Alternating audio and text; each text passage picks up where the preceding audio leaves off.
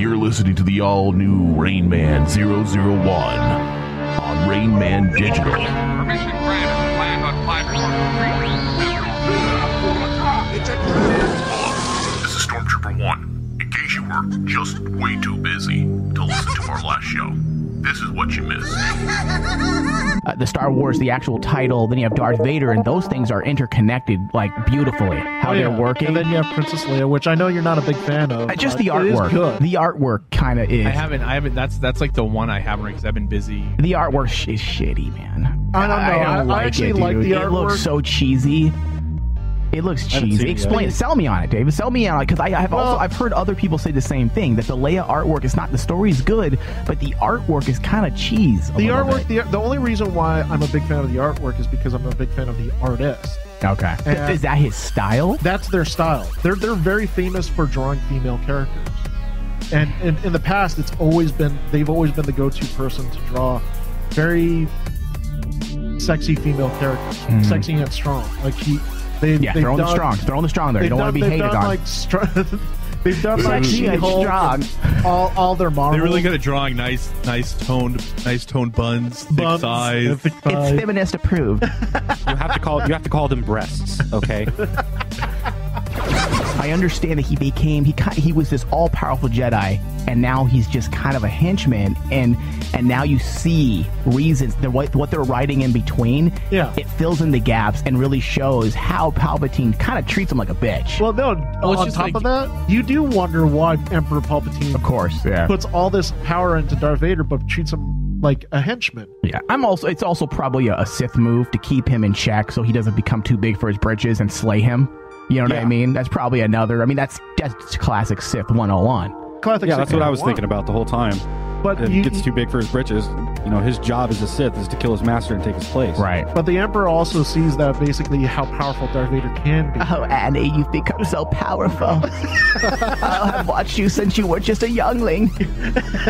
And now your lightsaber has grown. I understand why Star Wars is nominated. I mean, it's just a continuation of the previous 6 films. Yeah. I love Greg's voice when he does that one. I just want them to. It's got to be nominated for best visual effects. I mean, if that isn't for that, like whatever it loses to, better be a fucking dynamo of visual effects. The art community, whether it be the Academy or the Emmys, they don't ever give sci-fi their fair shake. Because if they did, Battlestar Galactica would have won every single Emmy for the entire 6 years it was on the air. Yeah, absolutely. Battlestar Galactica is easily one of the best science fiction operas to ever grace television, and they won dick. Yeah. We here at the Academy Awards believe that science fiction isn't really a viable medium in film or television. I mean, science and fiction just don't work. Science is fact, and fiction is fiction. The name itself makes no sense. I sit with myself inside my room with all my awards, inside my fireside chair and my smoking jacket, and I laugh at all these science fiction films that come out. Yes, indubitably. Sounds crazy. Warning from the Bacta tank contains adult language and discussions. If you're easily offended, do not continue. We would be honored if you would join us. How are you feeling? Your latest workups on your condition indicate that all damage has been reversed. Recovery is total. I believe you have been quite fortunate.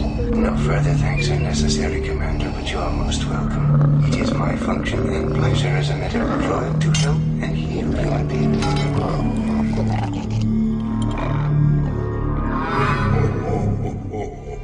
I am a Jedi, like my father before me.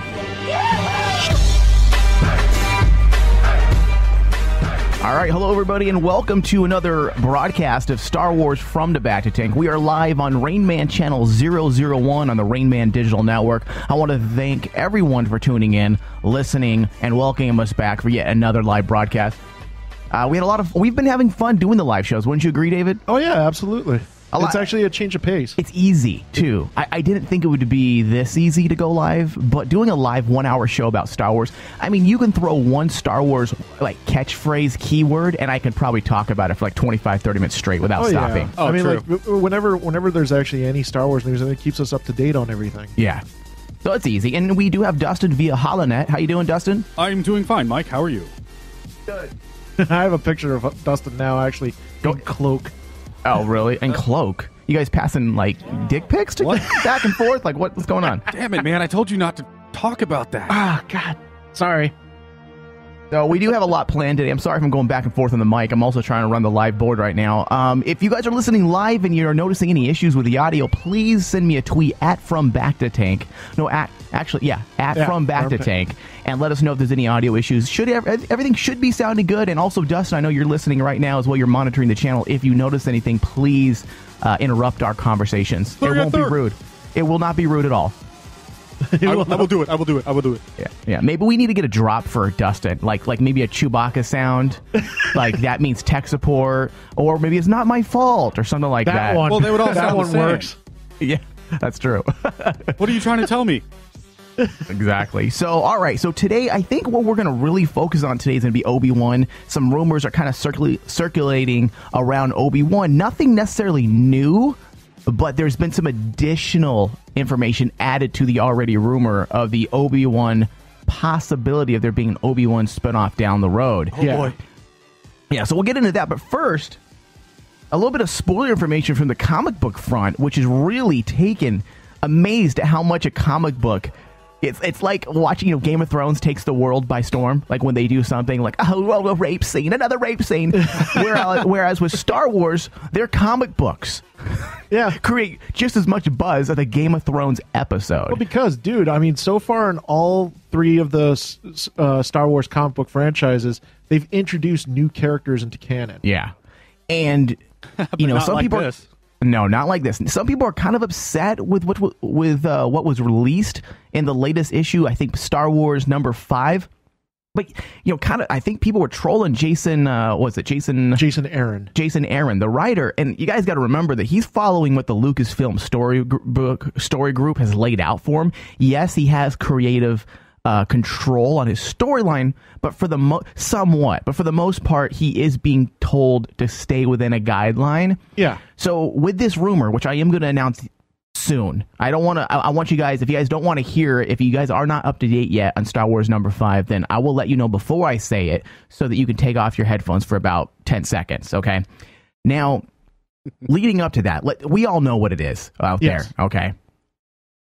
I'm wondering if this is going to be obviously they've made a point saying that everything affects everything now. Yes. That this is a true expanded universe in the sense, a la Marvel. Yes. Okay. So if something this important is being put into a comic book, which is important. Now, if this was 5 years ago, you kind of shrugged. Nah. But now that everything is in fact connected, I'm wondering if this is going to be directly affect Episode 7 in some way. What do you think, David? Without saying what it is, I don't see. Do you think comic books will have a big effect on the movies? They'll have some effect, not like a grand it's going to overwrite everything effect. I think it's going to have like a minuscule effect. Okay. What happens in #5, I think, will explain the relationship more between Han and Leia. Yeah. And where it's going to this point to Episode 7. I kind of like it, man. Because it kind of makes you understand even more, even though obviously this wasn't planned, but it kind of works. When you look at Leia's attitude she had in Empire Strikes Back, yeah, with Han, it was like, what about me? Are you afraid I'm going to leave without giving you a goodbye kiss? Like, that's what, it was jealousy. And, it was jealousy between, and also sexual tension there that was so built up. And to me, it almost makes sense, okay? And on that note, I am going to say it. So for 10 seconds, take off your headphones. 1, 2, 3. Star Wars, apparently in Star Wars #5, Han Solo it's been announced that he's actually married during the events between Star Wars and Empire Strikes Back, Star Wars New Hope. Yes. And Empire Strikes Back. Oh, shit. Damn, he's that double dipping son of a bitch. Oh my god, dude! But you know what? It makes sense. I would have liked, I would have liked to have flipped it a little bit though, like Princess Leia being the one that was like married. That'd be even better. That'd be even better. But I mean, they've toyed with that notion of like Princess Leia actually having to marry another prince of another planet. That's right. In that one book that they retconned it, but that's right. I forgot about that. They did stuff like that. So I was like going, why is everyone having a big shit fit about actually Han Solo being married? Because everybody, whether they want to agree with it or not, they're all in a way fan fiction writers in their head, and we all want people to get. I mean, I do it all. I'm watching TV. I'm like, oh god, I hope that dude bones her and he bones. I hope she bones him and she bones her and her bones him and him and him. Like, I'm just like, who cares? Like, I think we all do it in our head a little bit when we're watching a show. We like to live vicariously through some of our shows, and that's the thing. Why something like fiction, fan fiction, has kind of spawned off of this type of stuff, because we all have some odd, weird fantasies. It started with Princess Leia in Return of the Jedi wearing the slave outfit, the slave Leia outfit. So I mean, it's nothing new, and I think what it is people are getting their panties and their underwear in a bunch because they always wanted Leia and Han to get together. I think that was always what they wanted. And here's the thing. This doesn't change episodes, Empire Strikes Back and Return of the Jedi. So we know Han and Leia do get together. But do they? I mean, dude, Return of the Jedi, they're still up, and it's still kind of like Han Solo's jealous of Luke. Yeah. Before he knows it's her brother. So I mean, when you're in a lasting relationship, those type of things don't bother you. Yeah. You know what I mean? And this actually really does help set up Episode 7. Well, it makes you wonder. It makes you wonder. Which I like. Dude, this is the genius of what the Lucasfilm Story Group is doing, because it's making you have that mystery and that what is going to happen. And that's something, and again, I'm not bashing the prequels because I do enjoy the prequels, but that's something the prequels didn't have. They didn't have that mystery, that mysterious element anymore. That's one thing I think that hurt the series. And with this, there's just so much mystery for the first time leading into Episode 7. And I saw people getting upset about, all these different sub-stories and these pocket stories, as they're calling them, saying we don't need them, and they're kind of destroying the mystery elements of the fan base and kind of like not giving us any room now for imagination. And I so disagree with that. I think it's actually heightening our imagination, and it gives us a lot more what ifs. Yeah, it leaves it open for interpretation. Big time. In my opinion, because like now that you know how it happens, now you can actually think the possibilities of even more what could happen. Yeah. Yep, exactly. Now, it does create some issues, because I'm going to call it out right now. I'm going to say that in Episode 7, Han Solo and Princess Leia are not even together. I'm going to call it out right now. I agree. After reading 5, I think that they're not together. I mean, it can't end. I mean, we had the great ending. Maybe they had a good run for a few years. Maybe they even have kids. But I would like to see some real life drama enter into the equation a bit. Maybe they have kids together. Well, but now rumor. 30 years is a long time, man. And what they had in common was what? The war. Yeah, that's what they had in common. And as you grow and you find that sometimes when you start a relationship with people or an individual during a certain chapter in your life, you realize that as you move on to chapter 2 or you chapter 3, that sometimes you grow apart, not because you hate each other. It just, there was that one element during chapter 1 in your life that really kept you together. And a war, is a big element to keep people together. Who knows? I mean, 30 years later, what if they separated? What if they're not together? What if they had a great life for like 15, 20 years? But then for the last 10 years, Han Solo went to go get his dick wet, Jabba's palace. Well, yeah, but Leia also, she's coming into her own as kind of a Jedi. She's realizing she has Force powers, and Han's probably not equipped really to deal with that. So they probably separated, 20 years ago. Yeah. And on top of that, you got to remember that Leia is going from being a princess to possibly being the queen. Oh, and she's jealous, she has to be. She's she jealous has to be of Han's leader of the piece rebellion. Space chocolate. Oh man, she's a fine African lady. Oh, she's a fine Nubian. She's a fine Nubian goddess from Corellia. Oh, yeah. She is pretty fine. I mean, in cartoon standards. She's pretty fine from a cartoon standpoint. We all come on. I think we've all looked at some weird cartoon shit at one point. I mean, ever since the days of Jessica Rabbit, it changed the way you look at cartoons. It changed it. As a kid, it destroyed my mind and my soul. Why don't women look like that? Oh my god. Okay, however, in true classic Carrie Fisher fashion, she did recently at the expo, the weekend fan expo in Dallas. Yes. Because I love Carrie Fisher because she's always been kind of I'm going to do whatever the hell I want type mentality. And as she's writing autographs, she doesn't sign all these things she's signing, thousands and thousands of things. She's not signing as Carrie Fisher. She's signing it as Miss Solo. Yeah, Mrs. Solo. So that led people to start, kind of speculating again. Okay, now, however, maybe they are together now. Maybe they are married, years later. But I would like to think that Carrie Fisher character Princess Leia would even take the name Solo. It would have to be like Bail Organa or Organa Solo. Yeah. In my opinion, just because she's a princess, you're not going to trash your title. Especially if she's the last, really true royalty, last true aristocrat from her society that got blown up. You're not going to throw away that name. And that's why if anything, it'd be Han Organa.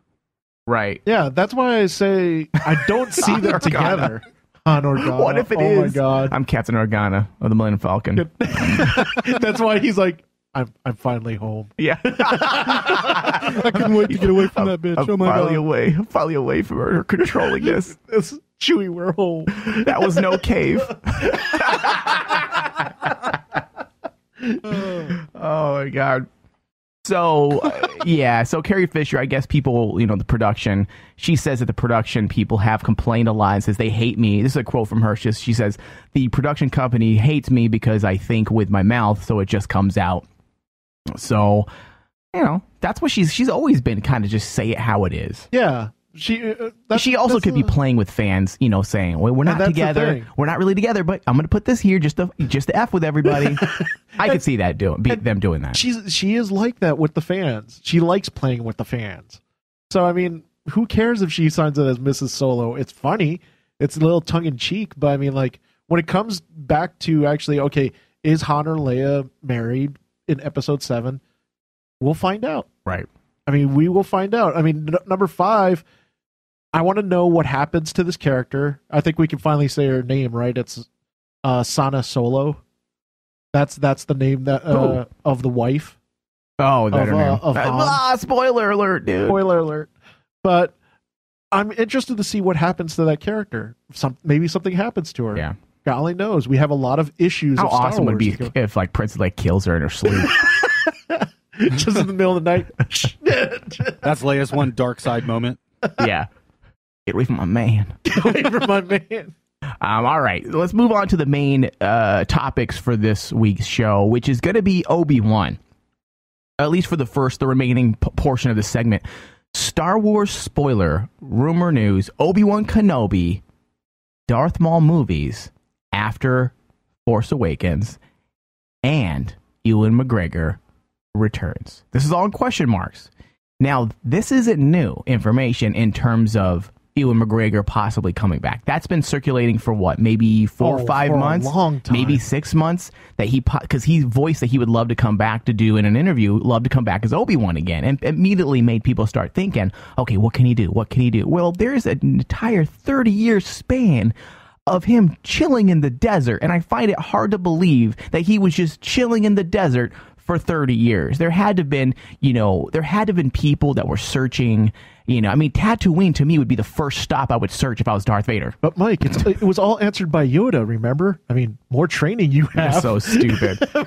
Yeah, let's look into that too. Maybe they'll explore that a little bit, which I always thought was kind of a bullshit throwaway. No kidding. Yeah. But I mean, with Ewan McGregor, it's actually been longer rumors and talks about Ewan McGregor coming back as Obi-Wan. I love Ewan McGregor. He is one of the most positive sides of the Star Wars prequels. Yeah, he's just so good as Obi-Wan, man. I mean, he is Obi-Wan now. I mean, sad to say. Yes, the was it Sir? What's the name? Alec Guinness. Alec Guinness is fantastic, but he was in one movie. I take that back. He was in the entire trilogy, wasn't he? And Yeah, that but he just wasn't- destroyed my entire topic. Never mind. But we didn't see that. We saw that as the elderly Obi-Wan. Right. This was actually the take command. I'm going to kick ass Obi-Wan. Yeah. And that's what Ewan McGregor brought to the character. I mean, like, there was one time a long time ago, I think I shared it with you, was like they released a statue of Obi-Wan Kenobi. Right. What happens to him after Revenge of the Sith, and he's all in tattered clothes, and we're like going, that's him in the desert. Yeah.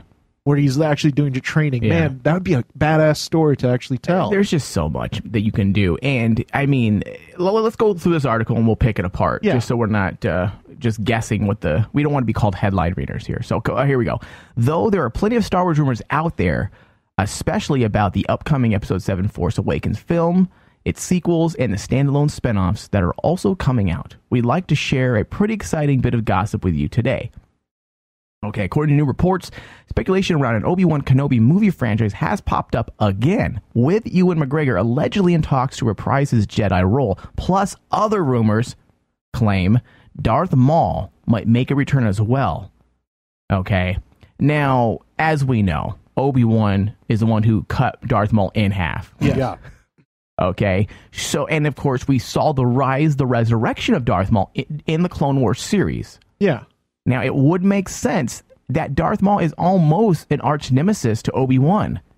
If Obi-Wan has an enemy besides Anakin, it would be Darth Maul. I mean, he's the one who ended his first mortal life, cut him in half, so it would be interesting to see maybe not the entire trilogy about that, but it would be cool if he's maybe the overlying nemesis of sorts. Since we didn't get to see him in the Phantom Menace, or except in Phantom Menace, and he got killed, how awesome would it be if he's this trilogy's nemesis? And it would make sense, too, because if you take into context that everything to this point that we know of, like Clone Wars, is in canon, that whole movie they did where the Return of Darth Maul. So is Son of Dathomir, that comic book, which is all about, that's Darth Maul, right? And Darth Maul is absolutely obsessed with Obi-Wan. So it would make sense that he would be the, I don't think he's the underlying villain. I bet you he's the main villain. That'd be so good, man. Because Darth Maul would go hunting for Obi-Wan. And you know what? It wouldn't ruin the Skywalker thing. Let's say he knows of Anakin's whatever. Let's say he knows something pertaining to the... even let's raise the stakes a bit. What if we saw like a possibility of Luke being found? But it doesn't make sense. I don't think Darth Maul would have any type of loyalty to Darth Vader or the Emperor or the Empire. It would be all about him. It would be more a personal story. Well, I don't know. Do you see that he would have loyalty to the Empire? Here's the thing. The last time we saw Darth Maul he was being tortured by the Emperor Palpatine. Right. That was the last time we saw him. So, I mean, and Emperor Palpatine told him, oh, but I'm not going to kill you. I have plans for you. So the way I see, if we take that into context, I could almost see like Darth Maul becoming like one of the Jedi hunters. When Emperor Palpatine puts out Order 66 into action, all of a sudden he sends Darth Maul and says, you have to go kill all the Jedi. I could see Darth Maul I'm only looking for one. Yeah. He's more obsessed with finding Obi-Wan. Yeah. Oh, terrible. As I slap my knees. Yeah. As I slap my knees. Well, I totally get what you're saying, and what you're saying, David, makes perfect sense. However, is that what you would want to see? Because me personally, what I would like to see is more of a personal story. I would like to see Darth Maul take a true Sith approach and not have loyalty towards Sidious, and more or less go and settle his own scores. And it would be a more personal story, because the episode series of Star Wars is more the epic front. Yeah. Whereas with the standalones, we're going to get more personal stories as we were reading. Yes, they're going to be epic in their own right, but it would be, in order to change the tone, I think it would be awesome if it was like an old classic samurai film-esque type film, where it's more personal, it's more about the warriors themselves and not the empire or the actual war or an army, but it just is maybe about 3 or 4 people. Well, if that's the point, you could still make it. You could still make it that he's working under Palpatine, but he actually is trying to basically escape his grasp. Yeah. And then, like, when he finds out about the Skywalker children, because this actually dawned on me, what happens if he thinks, well, what happens if I could take that Skywalker child for my own? Yeah. Because, like, he could take Luke. Maybe he wants to take Luke as his own. Now, remind me, both you guys, did Darth Maul become more than a henchman later down the road? Because to me, that's too much thought process for him. He seems like he needs someone to. There's 2 things that, to me, that drives Darth Maul: his power for the Sith, and vengeance is what would drive Darth Maul. Like, it doesn't seem like he has much more to him than that. He follows directions, and then he's like a weapon. He's a blunt instrument. You got to remember, though, during the Clone Wars run, he literally took over the Mandalorian army. He killed the leader of the Mandalores because he wanted to become their king. Yeah, but it's for his own ends. Yeah, it's for his own ends. Yeah. So he could honestly, Darth Maul is. Do you more think than he just cares about that type of thing, though, like actual power, or like control, or do you think? I think he's more obsessed with power rather than controlling armies. I think it's blind power. He just wants blind power. Yeah, yeah. He seems I think it's blind power. I mean, anything to suit his ambition, his need for ambition. That was the thing. Is like when I remember when him and he squared off, and then. With his brother against Emperor Palpatine. Palpatine basically said, "You're not my apprentice. You're now you're now a rival." That was the whole point. Is like Darth Maul wanted to become the rival of his master, but at that time he's not that powerful yet. Yeah. Well, now briefly getting into this, all these spinoffs and stuff. So far, they've announced 2: Rogue One and the Boba Fett one, supposedly. Yes. Okay. So we're going to have, right there, we have 5 movies. We have the trilogy, and then those. Those are 5 movies. There's been some recent complaints, is what usually happens when you're hyped about something. Everyone's hyped, everyone's on the bandwagon, then all of a sudden, everything settles, the excitement fades, and then the trolls start seeping through the cracks again. Goddamn trolls. And I start hearing some people, and one guy isn't a troll, he actually had an interesting point, and I said this at the beginning of the show. That he mentioned that he's not interested in the pocket stories, and that he thinks it's just too much. That they're taking away from the fans' own imagination. He was talking in terms of the Obi-Wan storyline. Like, I don't want to know what Obi-Wan did for 30 years. I liked thinking on my own. What if he did this, or what if he did that? And I don't think we need to know. What do you think about that, Dustin? Do you think it's going to take? Do you think fans are going to start getting upset that they're taking away from the imagination, or do you think this is feeding a hunger, a frenzy of answers that need to be, or questions that need to be answered? Well, I don't think this is really aimed towards us as diehard fans, like the fans that have grown up with Star Wars over 30 years, all the extended universe, all the extra stories that are now retconned, but. I think it's for the newer generation of fans who really don't know much about Star Wars, and frankly, the new generation needs this shit explained to them. Yeah, that makes sense. And yeah, a lot of them aren't going to know, anything about Darth Maul except for what they saw in the movie. He got chopped in half. He's dead. And they may not even. I mean, for all we know, that's a good point. I mean, these movies are not just to pacify us, they're also to bring in new audiences. If they're not bringing in new audiences, this is going to be a dying franchise. Yeah, and if it's just us, yeah, they're the diehard Star Wars fans, there's going to be trolls coming out of the woodworks just saying, "Oh yeah, I don't like this. This is not the way it's supposed to be. Oh, that's not the way it is in the book." That's not what they're trying to do. They're trying to get this new fan base, and if they can get the new fan base, this will be hugely successful. And if you take it into context of like what Dustin said, I mean, okay, if the main audience, like average audience, the only way they know Darth Maul is through Phantom Menace. Well, last time they saw the average audience... Oh, yeah, I love that. Oh, yeah. The last time they saw Darth Maul, he got cleaved in half. Yeah. And everyone's going to be like... All average fans are probably thinking, why are Star Wars fans making a big deal about this character? Yeah. He got killed. Yeah, to average fans who, don't follow it as much as we do, they just think he's another Boba Fett character. It's like, oh, he got knocked into the Sarlacc pit. Bye-bye, Boba Fett. Yeah. Yep. And the pocket thing pertaining to going back to the pocket stories, as this one guy called it. Again, I think he has a valid point. I mean, I get where he's coming from, but this is nothing new to the Star Wars fans. I mean, since what, 1993, I think is when, was it 93, 94 when the Zahn story started? Oh. I mean, that started, yes, we had other things before that, but that's what really started the modern, the what's it called? The post would be let's say the modern run of the Star Wars expanded universe. That's kind of what started the craze up again. We had a few things here and there. You had the eye, what's the one? The Splinter in the Mind's Eye. You had that, and you had a few you had the comic books. But the Zahn series really kicked off the new generation of books. And from then on, we've had the Jedi Academy series. We've had the Carillion trilogy. I mean, it goes on and on and on. We've had these areas filled up before.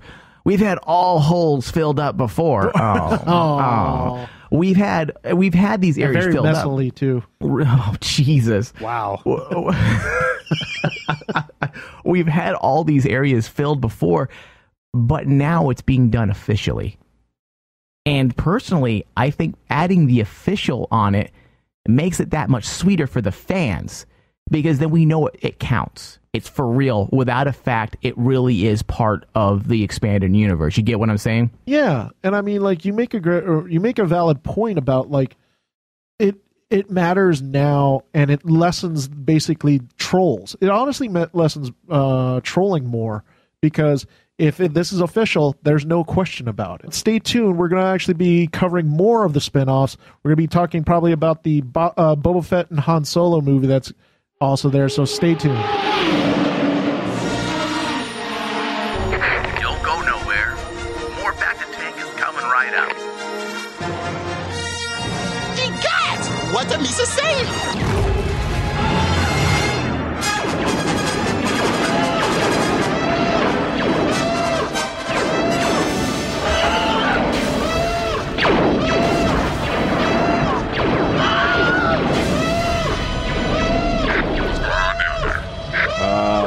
Everything's under control. Situation normal. What's going on? We had a slight weapons malfunction, but everything's perfectly all right now. We're fine. We're all fine here now. Thank you.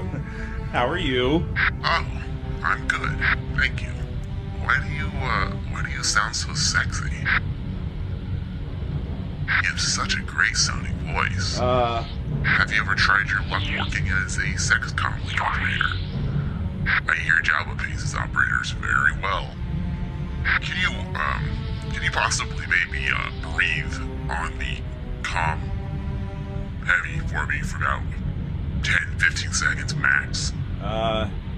Just a couple, like a couple deep breaths on the comm. I just want to try something out.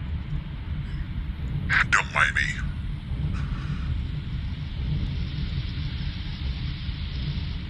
Don't be shy. Just give me a couple. And maybe there. That's it. And by the way, I am recording this for business. For business. For records. It's a new rule that was made up. We have to record all calls, but just give me a couple.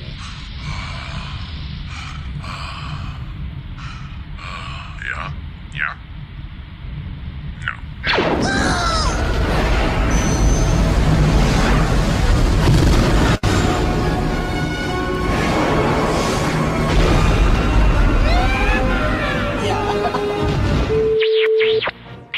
Hello, this is Stormtrooper 1, and if you've missed any portion of the show, you can always head over to FromTheBactaTank.com and listen to the show at your leisure. We're also on Stitcher, Smart Radio, Stitcher.com, search Bacta, and add us to your favorites. Thank you, and listen responsibly. And may the Force be with you. And long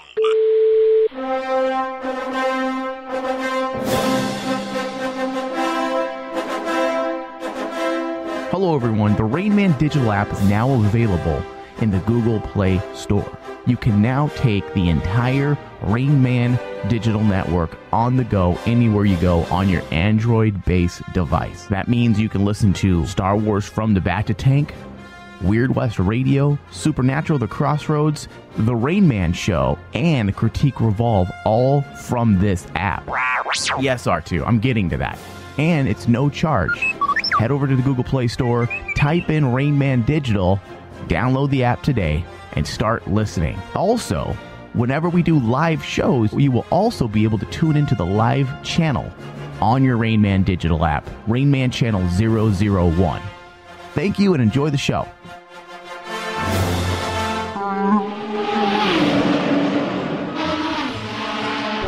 You're listening to From the Bacta Tank on Rain Man Digital.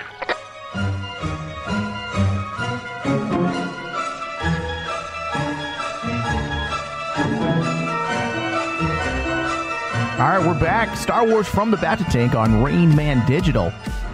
If you miss any part of the show, you can always find us on Stitcher. Also, our website, FromTheBactaTank.com and RainManWasHere.com.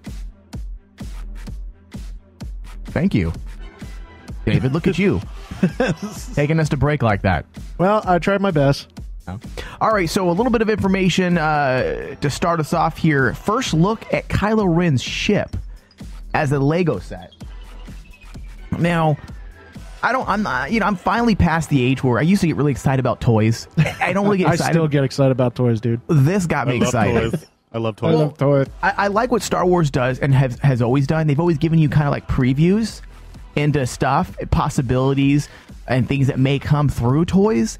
And the fact that they gave us a pretty cool look at Kylo Ren's ship. According to this article here, StarWars7News.com reports that Star Wars Underworld shared a picture with a Lego set from the upcoming The Force Awakens series. The set has an item number 75104, if you guys want to look it up, which matches with the lead villain vehicle from the list of upcoming Lego releases. So people, of course, that sent people speculating, and the rumors started flying in terms of, is this if this is the lead villain ship, Kylo Ren's, for what we know, Kylo Ren is the villain, right? The lead villain. And it makes sense. It does make sense. Now, this just made me start thinking. Now, do we know when the Star Wars Episode 7 toys, the actual toys, are going to be released? Because I know they do the midnight releases. From what I understand, last time I checked, because I'm an avid toy hunter, last time I checked, they're going to be releasing them in September. In September, so a whole, 4 months? There's going to be... 4 months before. There's going to be 4 months before, and from what I understand, the figures that are going to be released are Rey, Finn, Kylo Ren, and then BB-8. And so basically the people we saw in previews. Yeah. Okay, so this is because I remember for Phantom Menace, they released a ton. They released about 15, 20 characters. I remember seeing Jar Jar. That's the only one that was left when I got there. I'm like, I'll take that one. This will be cool. Well, they're being smart. They're being smart now because they learned from what happened with Rebels. Because they released the Rebel toys way before the series. They still haven't released Rebel toys, though. They have the actual action figures? Not the action figures. They still haven't released those, right? Not the action figures, but basically they have them. They don't have them individually. I know they have them in the ships. Yeah, but they haven't sold individually yet, which kind of sucks. I don't think, anyways, they don't have them. They sell them as the big figures, the big gigantic dolls. Yeah, we have every single one. I bought them for my son. Yeah, those are the only ones that I know of that they're going to release. But the problem what they had with the Rebels, when they released the toys, was it gave away a lot of what the storyline was. Everyone was wondering what about this new toy. I know it was a big deal among toy hunters, was Ezra's lightsaber. Oh, no one knew that basically Ezra was going to have a lightsaber. But we kind of thought, though, that wasn't too bad of a spoiler, right? It wasn't too much of a spoiler, but it was a big deal because I think at that time Rebels was only 3 episodes in. Yeah. Then they released the toy and everyone was going, what the hell is this? Yeah. And then everyone was a lot of Star Wars fans were doing what they're doing right now with the Kylo Ren ship. Right. Well, the Kylo Ren ship, I'm kind of analyzing it, and it looks like a standard Imperial type looking ship. Yeah, it looks like a shuttlecraft. So I'm wondering, do you think there's do you think his ship's going to have any type of military affiliation, or do you think it's just going to be like a freighter of sorts? I think it's like a one of the shuttlecrafts that they use. Okay, because it does look like that. They do have their own. I mean, if you look at I think if we're looking correctly, if you base this Lego ship and you take the screenshot from the recently released teaser 2 trailer, then it looks like we actually already seen it in the scene flying with like an escort. Yeah, and that's why I agree with what they said is like, from the look of it, this ship's going to be pretty big as a Lego.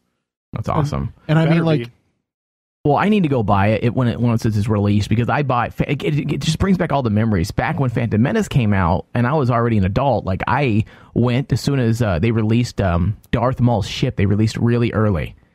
And I, of course, at the Infiltrator, I think it was called. That's right. I think it was called. I went and bought that, and I still own it to this day, so I haven't lost it. It's in a box, so I'm gonna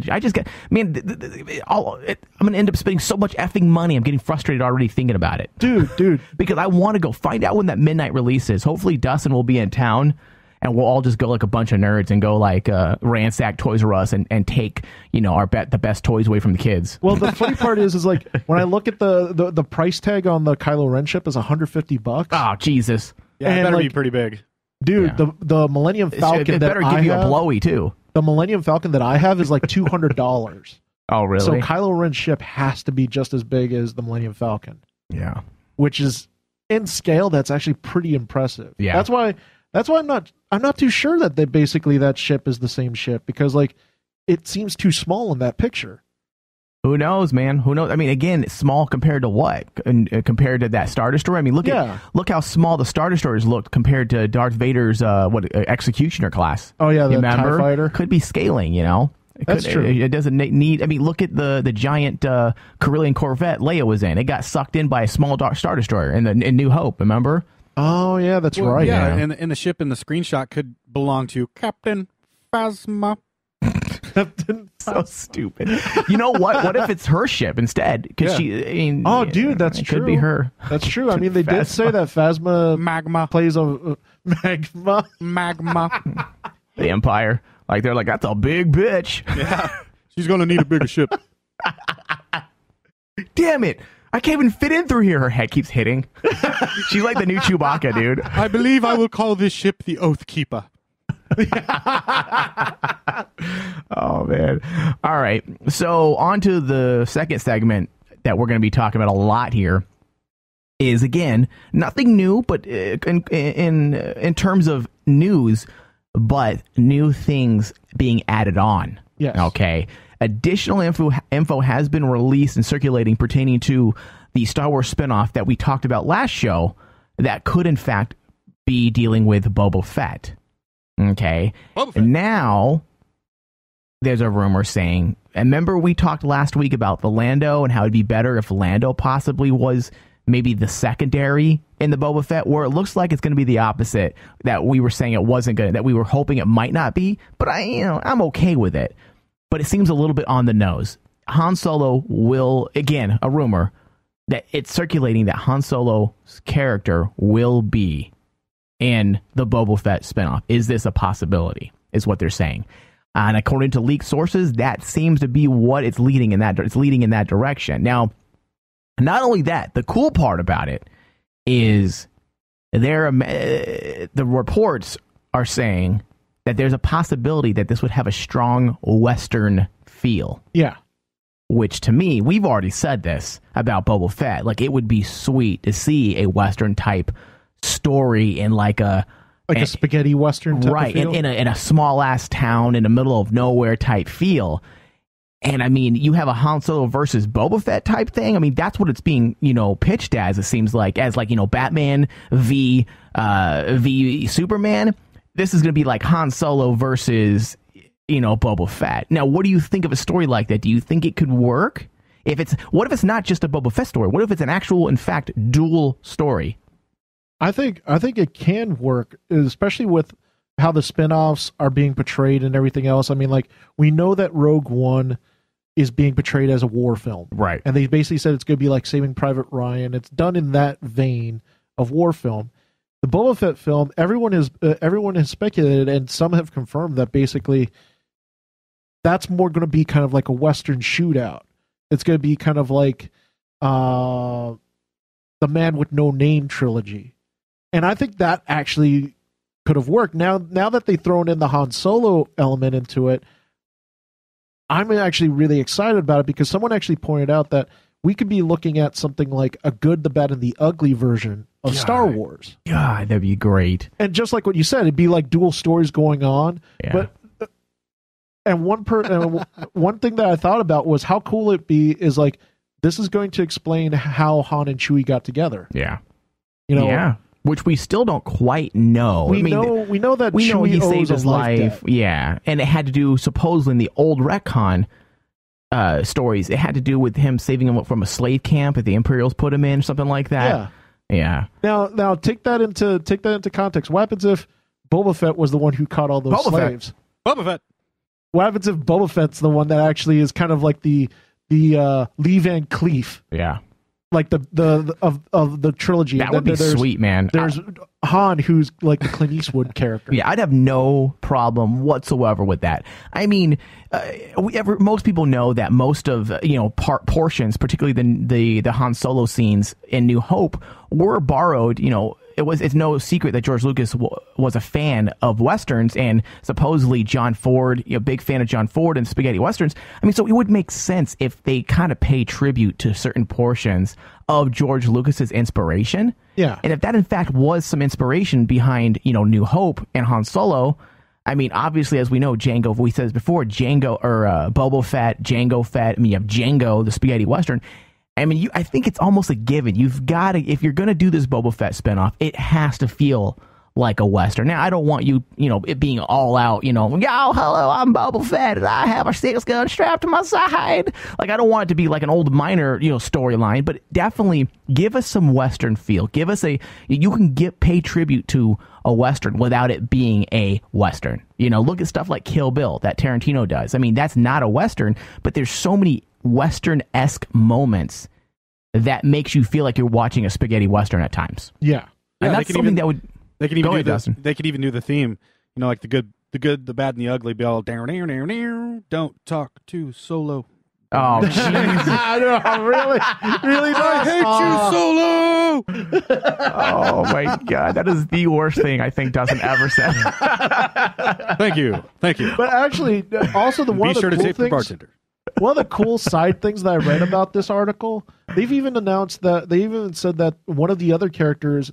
Now, this is for like hardcore Star Wars fans. If you guys remember the character of Bosk, that reptilian bounty hunter, yeah, he's going to be in this movie, with Boba Fett. So that in itself is like just showing that they're going for that gritty bounty hunter, almost like just like what you said, that spaghetti Western type of feel. They've got to. I mean, why not put? I've said this before in the last show. It would be sweet to see a connection between Boba Fett and Darth Vader. Yes, they're doing that in the comic book, but even how the fact that how Boba Fett found himself on Darth Vader's executioner class starship in Empire Strikes Back, like tie it into there somehow. I mean, you have those bounty hunters on the bridge that we've never really gone back to, except in certain stories. You have Dengar, you have IG-88, you have Bosk, you have a couple others I can't remember the names right now, but there is so much potential for just a shoot 'em up Western storyline. Or dude, you know what? Make it even more perfect to make it a Western. Have Cad Bane show up. That would be sweet, and it'd be an awesome connection to Clone Wars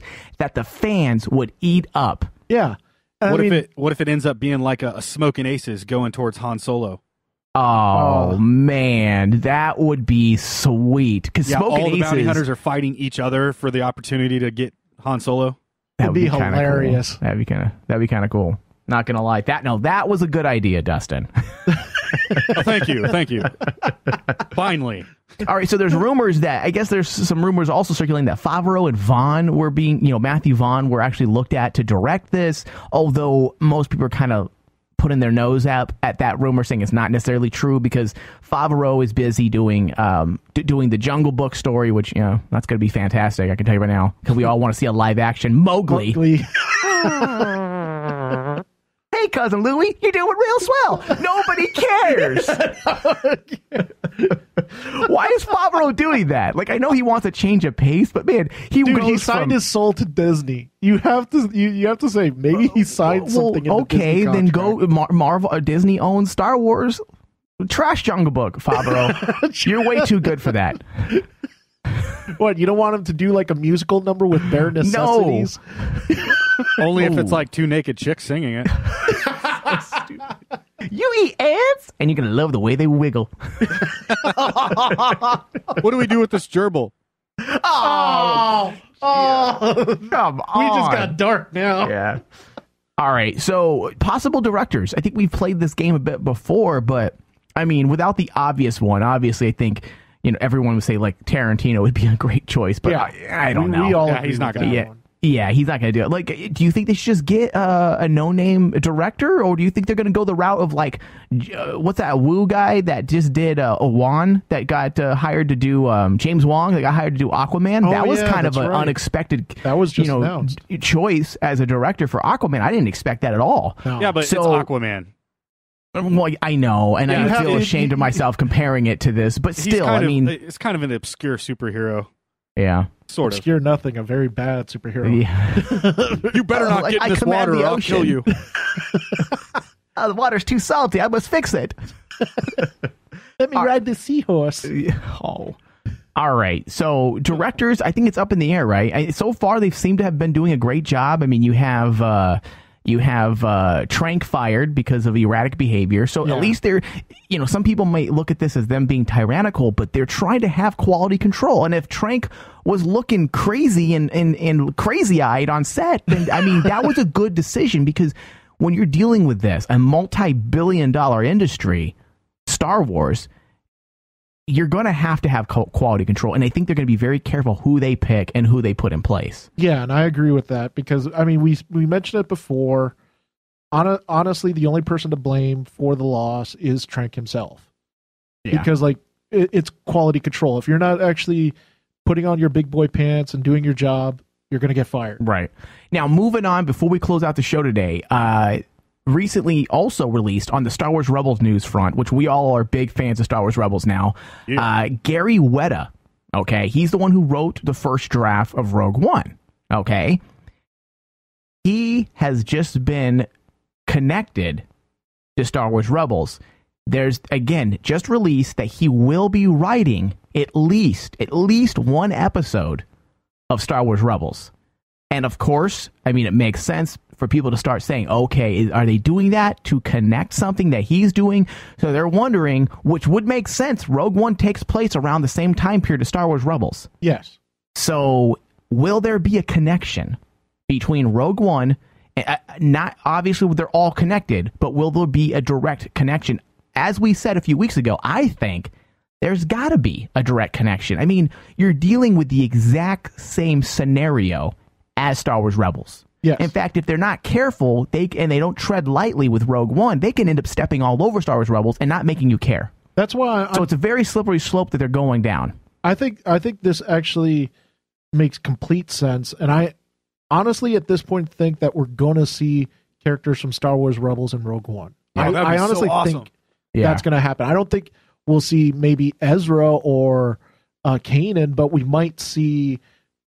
Oh my God! If we did see Kanan, he wouldn't be a Jedi, because the fact that, I mean, he I mean, if you read the books New Dawn, and of course you watching Star Wars Rebels, he doesn't actually come out of the closet in a sense as a Jedi until the course of Star Wars Rebels. Yes. And Rogue One takes place between New Hope and Revenge of the Sith. So we don't quite know what the storyline is. So even if they go, let's say, when Kanan Jarrus, or Caleb is his name, Caleb Dumas is his Jedi name, it was a young man. Let's say we're not going to be able to see him as a Jedi. No. He will be the gunslinger of sorts that he is when we're introduced to him in Star Wars Rebels, which might be kind of cool, just seeing him be that as well. But then it comes up the questions: who are you going to cast for Kanan? Are we going to like him compared to what's that guy? Freddie Prinze is doing. I mean, we all agree that Freddie Prinze is doing a great job as Kanan in Star Wars Rebels, but can he realistically portray Kanan on a live screen. Too old. What did you say, Yoda? No, too old. Too old to begin the training. But dude, it would be pretty dang cool. I mean, last time we saw Freddie Prinze Jr. even at the celebration, I think he still's got a good couple of years in him. So, I mean, I think he could play Kanan.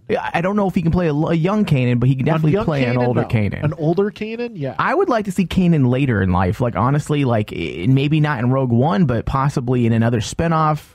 You know, a Boba Fett spinoff that takes place between Star Wars and Empire Strikes Back. That, to me, that would make sense.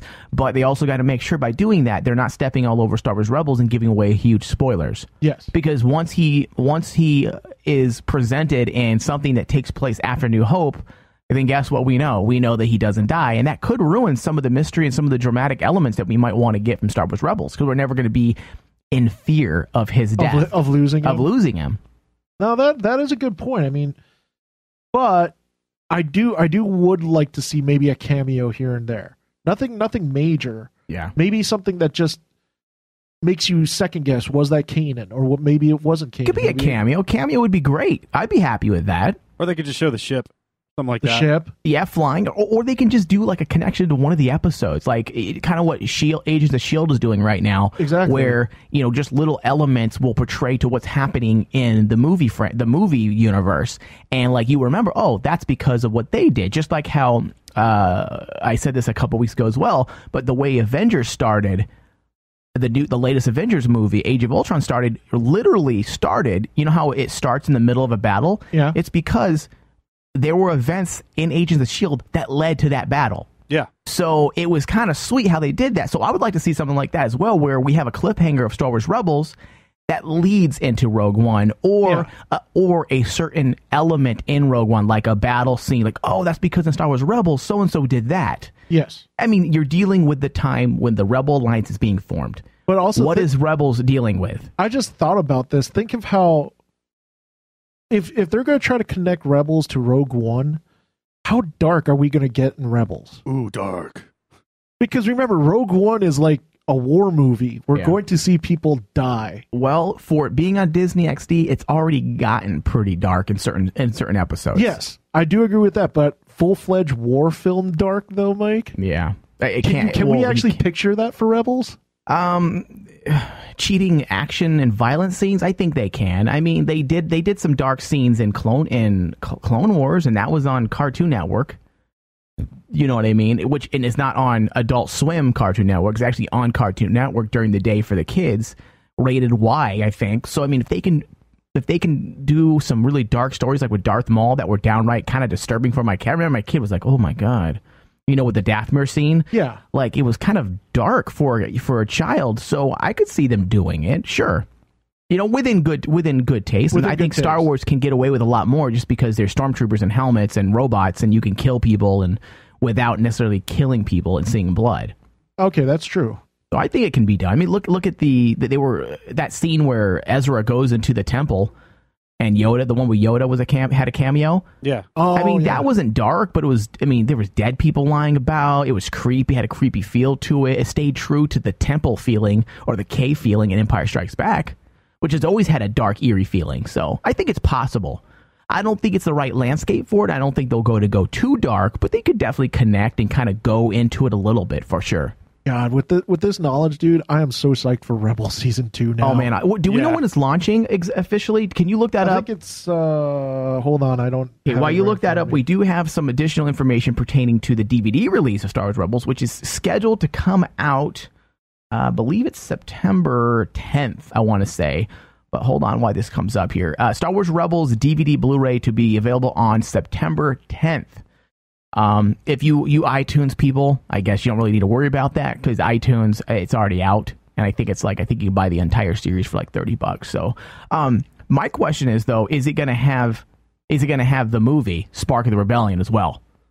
Because on iTunes, you got to buy Spark of the Rebellion separate. It's an $8 fee. Then you can buy the season pass for season 1, which starts with Droids in Distress, which is the official episode 1 title. So I'm wondering, does anybody have any information on that? Dustin, do you know? I don't know, man. Yeah, I mean... here we go. Oh, actually, season 2 of Rebels starts June 20th. June 20. So the DVD's not going to even come out before? That's kind of weird. But the premiere date for Update is announced today that Star Wars Rebels Season 2 will premiere on June 20th at 9 p.m. on Disney XD. I guess they don't need that push. I guess the series is doing good enough to where they don't need to release a DVD before, because I know a lot of television series will actually do that. They'll release the DVD they'll release it on Netflix, or they'll release a DVD right before the series comes out, so that you get that little Netflix bump or that DVD release bump. Yeah. But I guess Rebels has been doing so well that I guess you don't really need that bump. Now, the question I have is, they are opening up with another movie version. The first episode we see in June will actually be another Spark of the Rebellion type episode. It'll be a full, they're calling it a movie. An hour movie. So I'm wondering if there's going to be a theatrical release again. Dude, I think they should. They did really well. It's smart to do it. It's smart to do it. But also, do you want to outwear your welcome with too many, look at another movie release, blah, at the theater? But has anyone really complained about it? No. Has anyone? I mean, really, getting a chance to see Star Wars in the theaters is a gift in itself. I mean, when we saw Spark of the Rebellion together for that one screening, that was packed. Yeah. People were in there, and all those kids were like, it was a majority of kids, but it was packed to the brim with people just excited to see Star Wars. I had a blast watching it in the theater. The only question that I'm trying to figure out is, okay, Spark of the Rebellion was obviously aimed towards kids. Yeah.